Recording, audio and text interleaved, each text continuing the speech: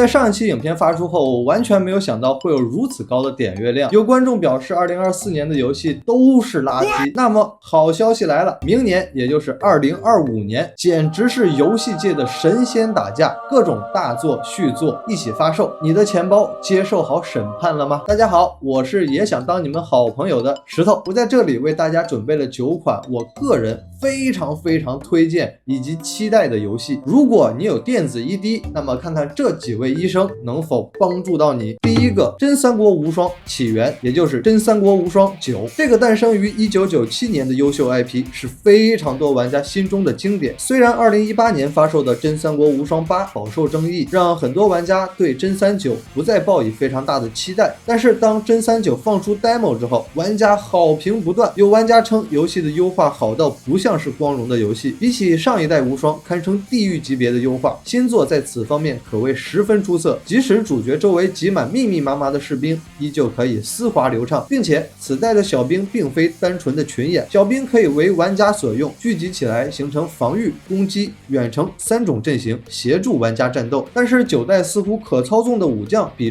之前的作品少了很多，官方的说法是做精不做多。9代不仅贯彻了一直以来的战斗爽感，有了更丰富的玩法， BOSS 也更具有挑战难度。对于 demo 的表现，玩家们纷纷表示惊艳，连 IGN 也表示有潜力成为系列的里程碑之作。真三国无双起源将于1月17日登陆除 NS 以外的所有平台。第二款，怪物猎人荒野，作为世界上最畅销的 ARPG 游戏之一，卡普空依旧在挑战着自己的极限，在已经完善的玩法和系统之中继续革新。双武器的设定让玩家在面对不同情况有了更多不同的选择，相信一定也可以为游戏带来更多丰富的体验。据说本作在满足战斗爽感的同时，还增强了剧情的沉浸感。虽然我看到一些评论，怪猎玩家表示自己更关心的是战斗本身的体验，但是我相信，如果剧情方面不再是和 NPC 站桩对话，而是用更具现代的演出方式营造出一个栩栩如生的怪物世界的话，或许能让新老玩家都有更新的体验。但是在前段时间的测试中，很多玩家对于优化问题表示担忧，官方则表示在发售前会进一步进行性能优化。怪物猎人荒野会在2月底登陆除 NS 以外的所有平台，并且支持跨平台联机。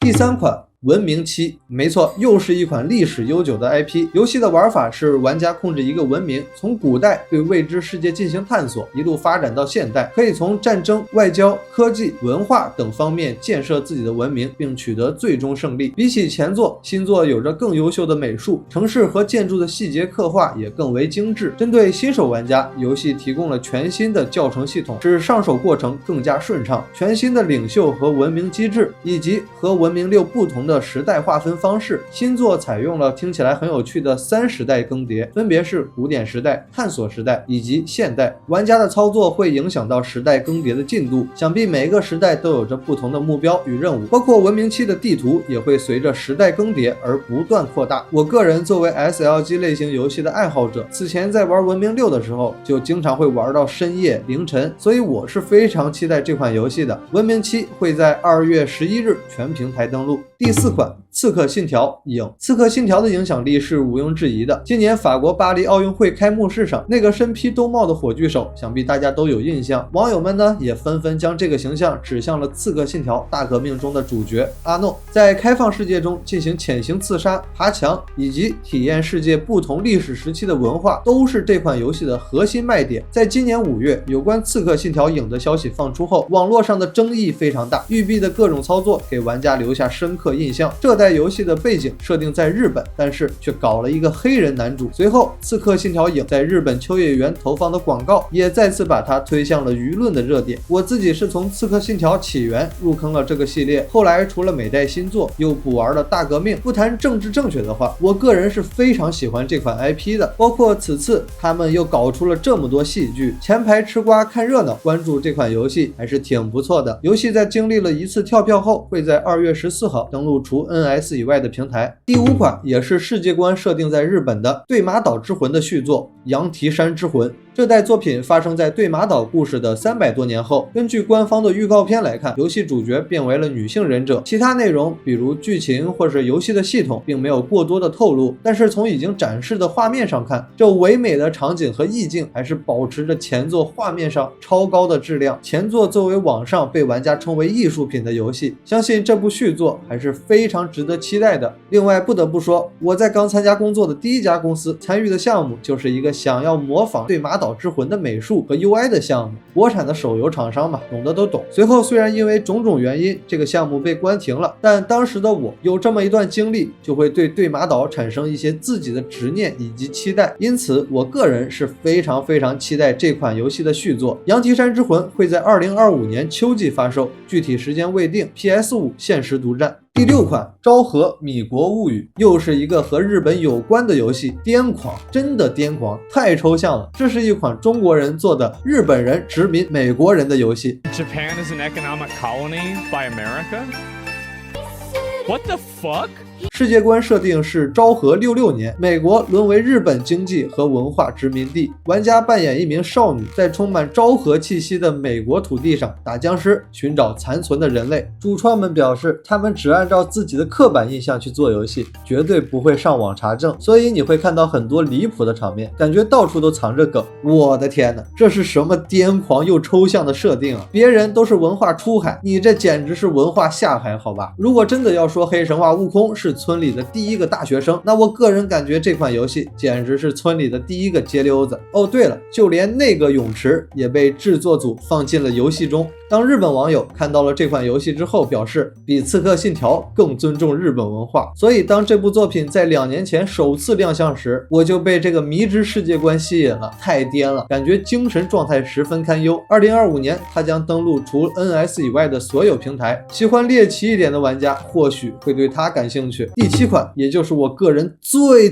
期待的游戏，没错，它就是 GTA 6。我只能说终于等到了，全体起立敬礼。 GTA 系列对于大部分玩家应该是相当熟悉的作品了。有句话说得好，儿星出品必属精品。儿星作为10年磨一剑的典型代表，多年来他们取得的成绩让玩家对其有着极高的期待与信任。 GTA 5作为已经发售10余年的作品，即使在今日依旧有着很高的热度，销量也连续打破了多项吉尼斯世界纪录，截止目前已经超过了2亿份销量。作为一款商业产品，这无疑就是玩家对其最好的认可。那 GTA 6作为目前世界上游戏开发成本最高的游戏，是 GTA 5研发成本的8倍。网上报道 GTA 6研发的成本已经达到了约20亿美元。这款游戏我已经无法介绍了，尤其是在 R 星有如此信心和投入之下，如果不亲自的体验，我完全无法想象 GTA 6被打磨到了什么样的地步。只求 R 星你不要跳票，期待你再次引领时代。第8款，小岛秀夫的《死亡搁浅2：冥滩之上》。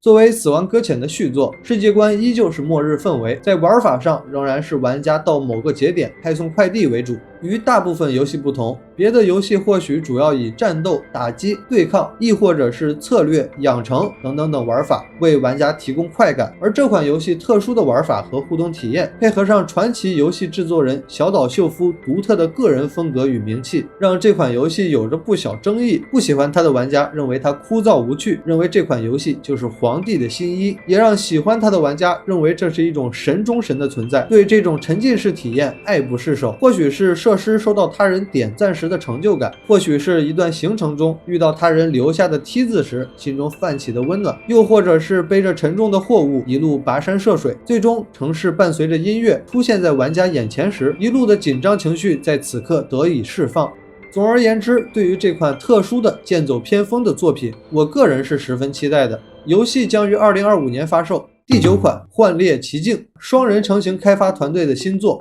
双人成行的成功使得这款新作也备受玩家的期待。和双人成行一样，游戏需要2人分屏，一起合作闯关冒险。新作的设定，主角2人都是作家，一人写科幻，一人写奇幻。而在冒险中，场景也会有着高科技的未来关卡以及异世界的奇幻关卡。相信这部作品又会是一个非常适合和好友轻松娱乐的好玩游戏。游戏会在3月6号在除了 NS 以外的所有平台和大家见面。值得一提的是，一人购买就可以邀请好友免费开玩，和你一起冒险。那么以上9款就是我个人非常主观的期待与推荐的游戏。当然我知道明年还有非常多好玩的游戏发售，比如说《天国拯救2》、《四海兄弟故乡》或者《无主之地4》等等等等。我想声明，我绝对不是说他们不好玩或者怎么样，只是因为我个人的原因，有可能是因为我并没有玩过他的前作，或者是对画风、剧情等自己不太感兴趣，因此不做过多的推荐。毕竟我没玩过的话，也讲不出个屁嘛。